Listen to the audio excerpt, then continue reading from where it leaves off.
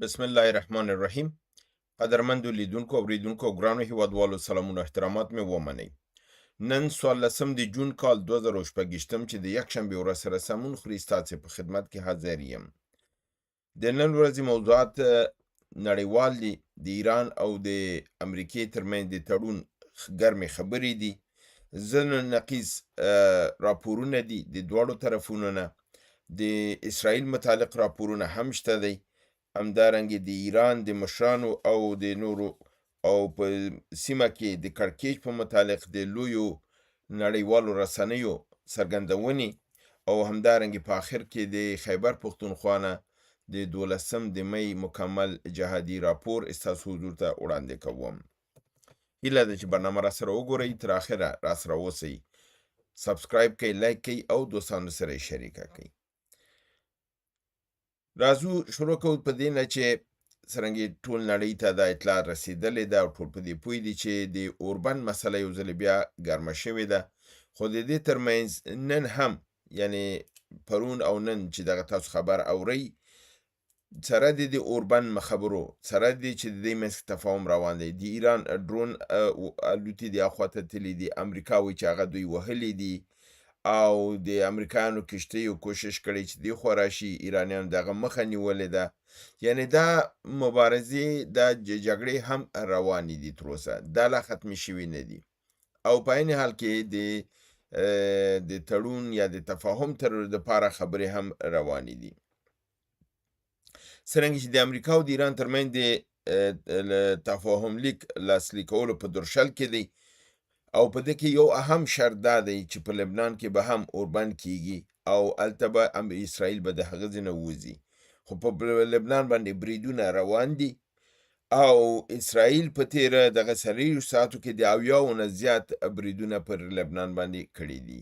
یعنی چې دلته د خبره د لبنان شوې ده، دلته د صلح خبره شوې ده، هلته اسرائیل خپل حملو ته خپل اور ته زور ورکړی دی او نور هم خپل فشارونه زیات کړي دي چې دغه بریدونه چې دي په دې معنا دي چې یعنی نه دا تفاهم دی مني او نه د امریکا کوم خبره ته ارزښت ورکوي او دا کوي چې یعنی تاسو وایي چې لبنان به د اوربند یو حصه ده، دا د اوربند یو حصه نه ده، دا اوربند زه ماتوم. همدارنګې په دې متعلق باندې د اوربند متعلق خبرې نورې هم دغه دي چې زه په دې دغه کې تاسو ته به د هر یو قطعې نه لږ لږ دغه کوم. د نوي بریدونو او جنگ په کې چې دی دا به لا ادامه لري، خو د دې باوجود ویل کېږي چې دغه اوربند چې کېږي د دې به د 10 ورځو کې دننه دا د هرمز د تنګې بندیز به ختمیږي. د هرمز کنټرول به د ایران د لاس نه نه ځي، د ایران په لاس کې به وي، خو دې کې به یو تفاوت دی چې دې کې به د سیمې ملکونه هم د ایران سره شریک کېږي. خو ښکاره خبره ده چې هغه ملک شریک کېږي چې کوم یو په دې کې حصه لري. د هرمز تنګی دی پکې برخه د چا ده؟ برخه پکې د عمان ده، نو بنان عمان به په دې کې برخه اخلي. ممکن بعضې نور ملکونه هم دغه کې لپاره دی چې د دې امنیت د مسلې لپاره شي چې امریکا مطمئنه شي. بله خبره دا شوې ده چې د ایران د بیا رغونې لپاره کم از کم 300 میلیارده ډالر ته ضرورت دی چې بیرته ایران خپل هغه وران شوي ځایونه جوړ کړي او په خپو باندې ودرېږي.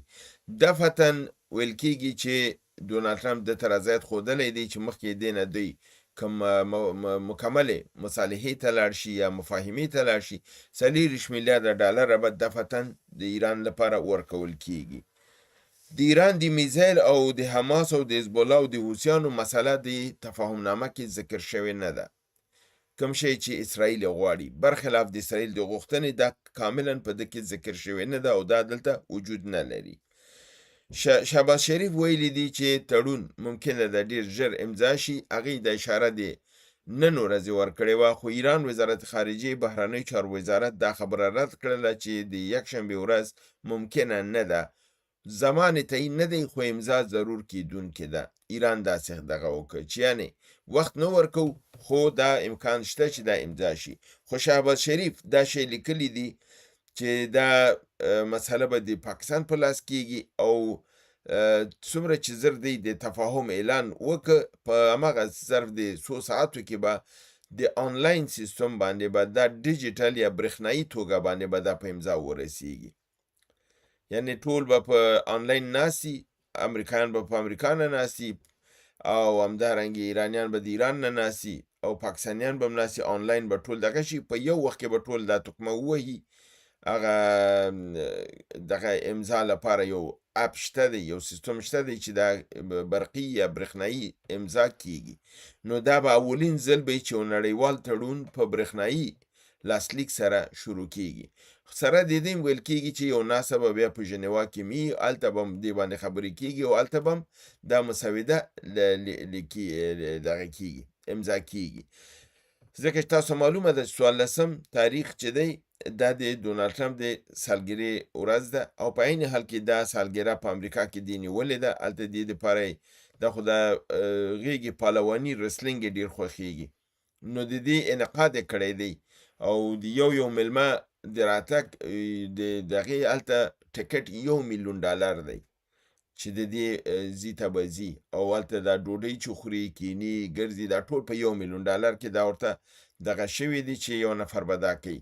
خو د عین حال کې دا خبر هم ده چې خپل دا که د زیږدونې ورځ به هم دا لمانځي او په عین وخت کې به دا پرواز به هم کوي، راځي به، ځکه چې په پاریس کې کنفرانس دی د G7 دا به هغې کې هم ګډون کوي او په عین وخت کې به په ژنیوا کې به هلته به هم ناست دی. او همدې لپاره یې ویلي دي چې هغه کوم دعوت یې الجولاني ته ورکړی و چې امریکې ته راشي، چون امریکې کې د وخت کم دی، هلته دا لوبو ته هم دی ځي، سالګره هم کیده کې. اوس یې ورته ویلي دي چې ته د پاریس ته راشه، یعنی د G7 غونډې ته راشه، هلته زه در سره ګورمه. نو دا یو بل یو بغل بچی دی پیدا شوی دی او دا خپل هلته غواړي او دا کوي. دا بعضې دوستان ماته دا لیکلي چې که په یو سالګرې غوښتلو سړی غلام کېدلی، دا دی دوستان په ټکي باندې ته نه متوجه کېږي. باریکي دې کې ده چې دا نه ده چې په سالګرې باندې سړی غلام کېږي، خو سالګره یا د ستاسو زیږدنې ورځ چې ده دا ستاسو لپاره ډېره خاصه او تاسو هلته هغه کس راغواړي چې هغه تاسو ته ډېر نږدې وي. الجولاني خو یو ترهګر و، د داعش او د القاعدې غړی و، د امریکایانو په دغې باندې. نو دا څنګه په دنیا کې بل څوک نشته دی او القاعدې والا ځان ته راغواړي. دا هغه ټکی دی چې تاسو باید متوجه اوسئ. دا هغه ټکی دی چې دا په دې ټولو رهبرانو د دنیا کې اوس دا د دغې کنفرانس ته د فرانسې کنفرانس دغه محمد بن سلمان غوښتی و، هغه معذرت وغوښته، هغه ویلې زه مصروف یم نه راځم، نه راځي. او د دې نورو ټول دنیا نه الجولاني غوښتی دی. نو دا راځي او دی به هلته سره ګوري. نو په دې رقم سره د هلته د کیدی شي چې په عین زمان کې G7 ناست هم کیږي، په ژنیوا کې ممکن دا د تړون دا معاهده هم لاسلیک شي، ځکه ویل شوي دي چې هلته به یو ډیپلوماتیکه ناسته ورته جوړېږي. بل لوی خبر دا دی چې هغه CNN په دې باندې راپور ورکړی دی او یو مکمله تبصره یې پرې کړې ده. هغه دا ده چې ایران خپل اتومي یورانیم غني شوي دی په حساب خښ کړي دي، ځمکو لاندې ته کړي دي او کوم سرنګونه، کوم تونلونه چې هلته د ځمکو لاندې دا هلته ضرورت وجدېده کې د هغې خولې یې وهلي دي، خپله ایران هغه کېنولي دي چې بالکل چاته معلوم نه شي د شاته کوم ښار دی. بیا یې د هغه په شاوخوا باندې ټول ماینونه کېنولي دي چې که چېرته، ځکه چې CNN دا لیکي چې ډونالډ ټرمپ چون هر ورځ دا خبر کوله چې که موږ معاهده م امضا کړو موږ به یورانیم د ایران نه اخلو، که موږ تړونه م امضا کړو دا به موږ په هر قیمت د دې نه اوچتوو، دا به وړو.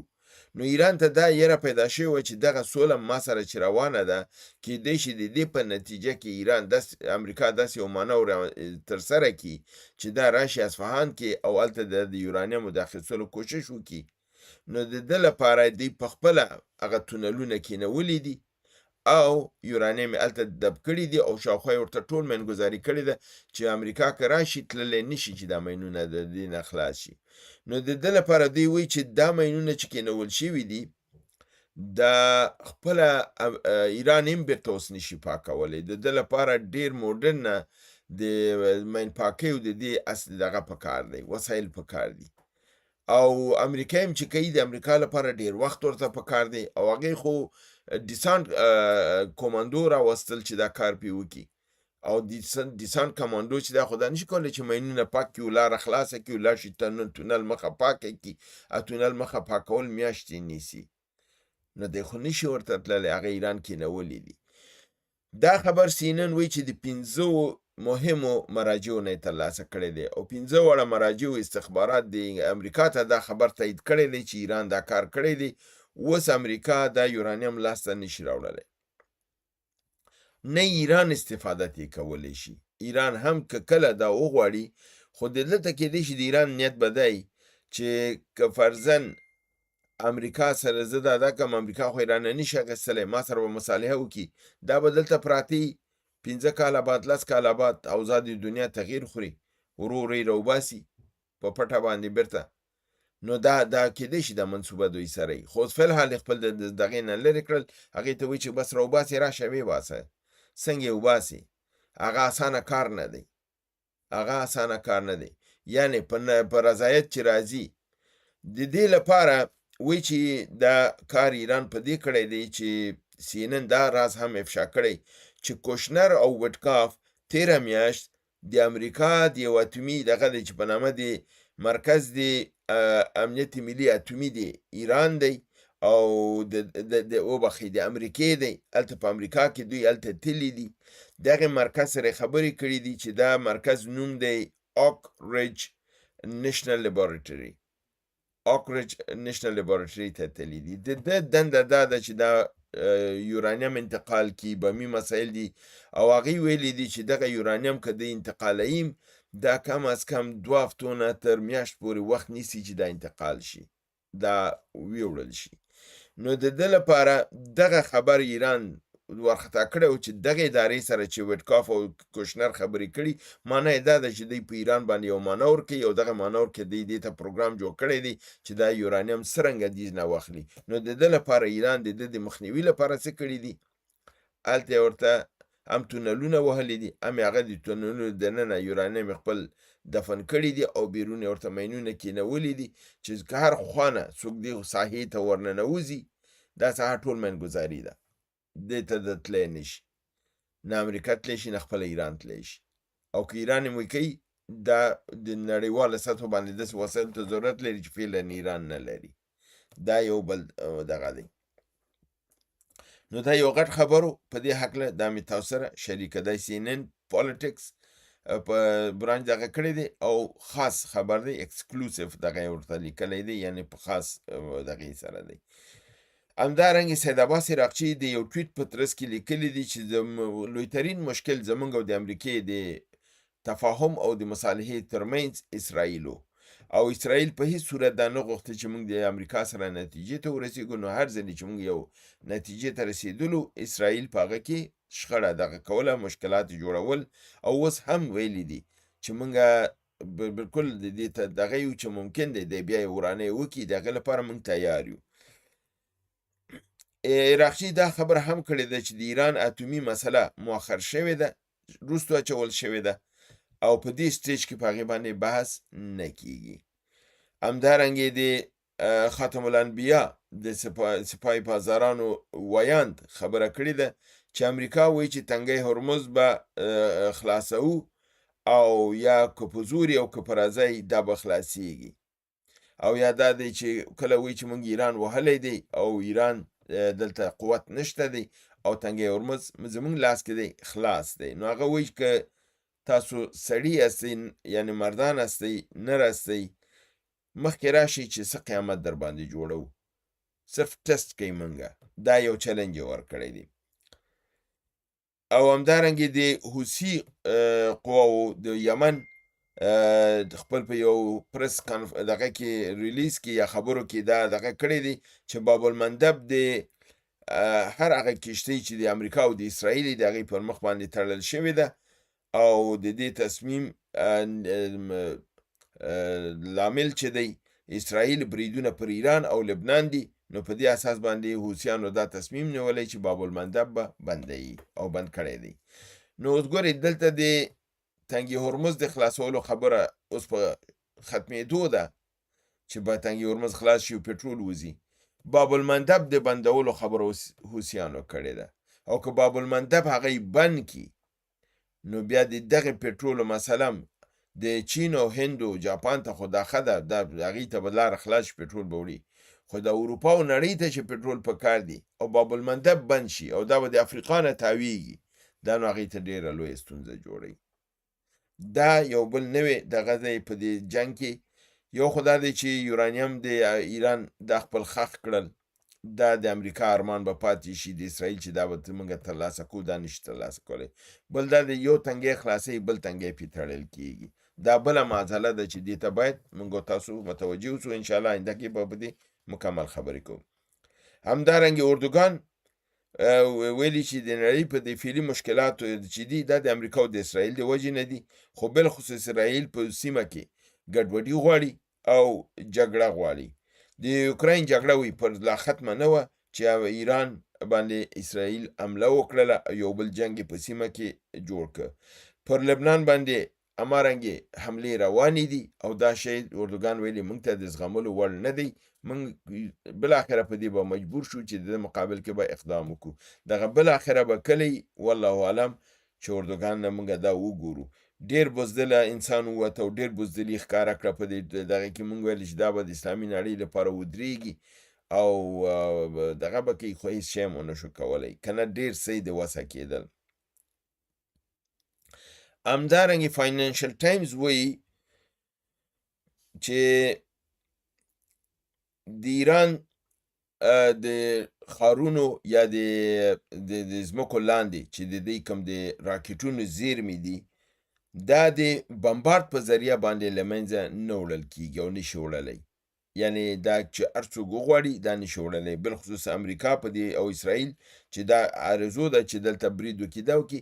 دا فاینانشل ټایمز وایي چې دا اسانه کار نه دی، په بمبارد باندې د ایران دا زیرمې له منځه نه وړل کېږي. او همدارنګې دې اخبار یو راپور په دغه څلوېښت ورځني جنګ باندې خپور کړی دی او په دې کې ویلي دي چې امریکا او اسرائیل خپل هېڅ اهداف ترلاسه نه کړل، ایران هر څه پر ځای دي او ایران د مخکې نه قوي شوی دی. بنان دا جنگ چې دی اسرائیل او امریکا ته ګټلې اسانه نه دي. نو دا د هغه برموډا والا غلو ته وایم، د برموډا والا غلو ته چې یو په بلجیم کې ناست دی، یو په لندن کې ناست دی، یو په کاناډا کې ناست دی، یو په جرمني کې ناست دی، یو په امریکا کې ناست دی. دا برموډا هغه 5 فامیل چې دی وایي دې غلو ته وایم چې که تاسو عقل و منطق نه لرئ خو زمونږ نه خو یې نه منئ، د بل چا نه منئ، دا فاینانشل ټایمز نه خو یې منئ، نیویارک ټایمز نه خو یې منئ، د بلومبرګ نه خو یې منئ، CNN نه خو یې منئ، دا وال سټریټ ژورنال نه خو یې منئ. هغه درته وایي چې د امریکا ماته خوړلې ده، ایران دا جنګ وړی دی او د دوی د غاښونه یې مات کړي دي او دوی د پخوا نه قوي دي. خو تاسو همدا یو خبره کوله چې ایران چنان زده شود که آسمان گریان کند. خدای وشرمولی او نور به هم انشاءالله خدای تاسو شرموي، ځکه تاسو د یهودو په پیسو باندې ګرم وئ او د یهودو په پیسو باندې خپل دین او آیین او اسلام ټول خرڅ کړ په نامه د دې چې د ایران کې داسې نظام غواړو چې اخوندي د منځه لاړ شي. د اخوندي نظام وړل د معنا دا نه ده چې ته د اسرائیل او د امریکا سره ودرېږي. ولې خپل په مټې نه کوي؟ ولې د خپل انساني حقوقو په اساس نه کوي؟ مبارزه ولې نه کوي چې زه د اسرائیل او د امریکا یهودو غلام کېږي، اسرائیل ته اجازه ورکوي چې راشي تهران ونیسي تر څو ستا ارمان پوره شي چې اخوندي لرې کړي. دا ارمان به ستاسو انشاءالله هېڅکله نه پوره کېږي. راځم آخري قسمت د خپل پروګرام ته چې هغه د مجاهدینو بریدونه پر پاکستاني پوځ باندې. مورخه 12 د می کال 2018 11 عملیات ترسره شوي دي. په وزیرستان جنوبي کې 4، په ولایت د کورمې کې 3، د بنو په ولایت کې 2، د ری اسماعیل خان کې 1، په لکی مروت کې 1 عملیات ترسره شوي دي. وزیرستان جنوبي د مکین ولسوالۍ د سرنارای سیمه کې یو پوځي پوستې باندې د راسکوف په برید کې یو عسکر وژل شوی دی. وزیرستان جنوبي ولسوالي شکتوی د جنجول په سیمه کې د یو نظامی چک پوسټ باندې برید شوی دی چې دا چریکي حمله وه، یو عسکر پکې وژل شوی دی. همدارنګه وزیرستان جنوبي د شکتوی ولسوالۍ د میری په سیمه کې یو پوستې باندې برید شوی دی چې د دراسکو فاصلې نه کار اخیستل شوی دی. امنیتي کامره ویجاړه شوې ده او له منځه وړل شوې ده. همدارنګه وزیرستان جنوبي د دواتوی ولسوالۍ په بازار سیمه کې د اف سی پر قلا باندې چې مرکزی قلا ورته ویل کېږي چریکي برید شوی دی، یو اف سی عسکر پکې ټپي شوی دی. همدارنګه کرمې ولایت صدې ولسوالۍ د ګودر کلي پر پوځیانو د راسکوف برید کې نوې پوستې تعمیر کېدلې برید پکې شوی دی، یو عسکر وژل شوی دی. د کرمې ولایت کې 2 نور بریدونه شوي دي چې هغه ډوګر ولسوالۍ تړلې سیمه کې په 2 نوي جوړېدونکو پوستو باندې تعرضي بریدونه ترسره شوي دي. 3 اف سی عسکر وژل شوي دي، 15 نور ټپیان شوي دي. یو مجاهد په نامه د عبدالله عرف ابابیل هم جام د شهادت نوش کړی دی. ولایت بنو د بکاخیلو ولسوالۍ جان نور سیمه کې پر پوځي قرارګاه چریکي برید ترسره شوی، یو امنیتي کامره ویجاړه شوې ده او نور مالی او ځاني تلفات هم وراوښتي دي. همدارنګه د بنو ولایت بکاخیلو ولسوالۍ د سیپاک چک پوسټ باندې چریکي برید کې پوځیان وژل شوي دي او ټپیان کړل شوي دي. دیره اسماعیل خان د رابن ولسوالۍ زړکنۍ سیمه کې یو پوځي قلا باندې د ال جی ال توپ استفاده شوې ده چې دښمن ته مرګ ژوبله اوښتې ده. په لکي مروت غزنی خیلو ولسوالۍ خاص غزنی خیلو بازار سیمه کې د پولیسو په زریدار موټر باندې ماین چاودنې عملیات ترسره شوي دي چې یو پولیس پکې وژل شوی دی او نور ټپیان دي او موټر هم کاملا له منځه تللی دی. دا زما د نن ورځې نړیوال او سیمه ییز خبرونه چې تاسو حضور ته مې وړاندې کړه. هیله ده برنامه وګورئ، خوا کې دوستان سره شریکئ. تر بل برنامه چې تاسو حضور ته حاضرېږم، تاسو په لوی پروردګار د عالمیانو سپارم. وما علینا الا البلاغ.